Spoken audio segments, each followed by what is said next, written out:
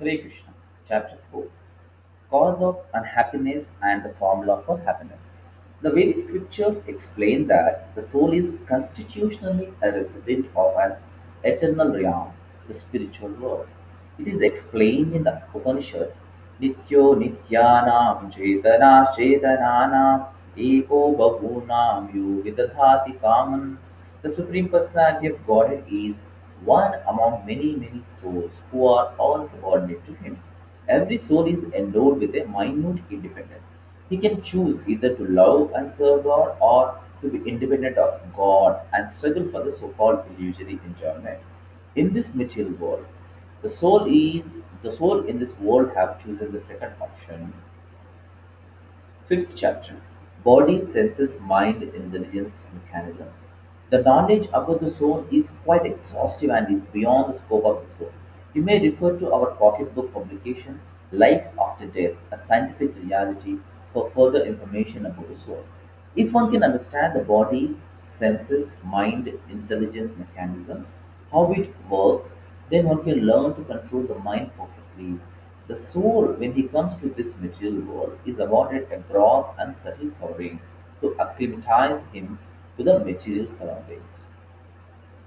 The false ego is the connection or bond between the material body and the soul. Everyone exhibits this as bodily consciousness. Everyone thinks in terms of I and mine. To think I am fair, I am black, I am tall, I am short, I am a Brahmin, I am an Indian, etc. is false ego.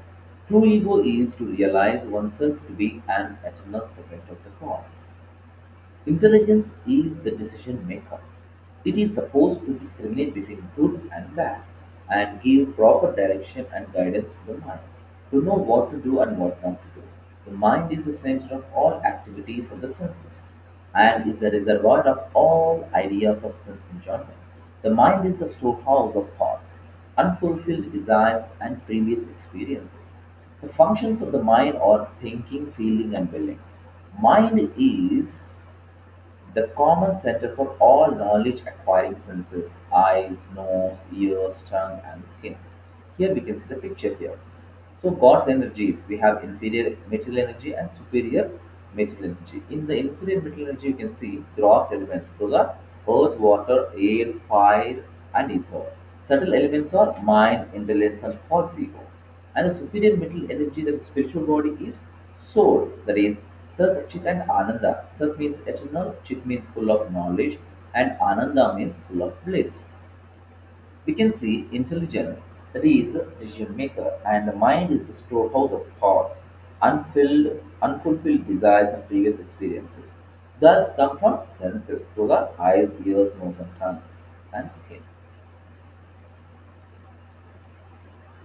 So, the senses, indriyas, are the direct link with the external world. Information is gathered by the five knowledge acquiring senses, that those are jnanendriyas. The eyes, nose, ears, tongue is for taste, and skin is for touch, and the body acts with the help of these five working senses, karmendriyas, namely voice, legs, hands, anus, and genitals.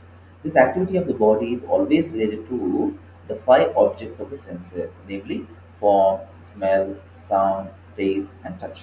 Everything we perceive in the world falls into one of the five categories of sense objects. Now, we can illustrate with an example how the body mind intelligence mechanism works.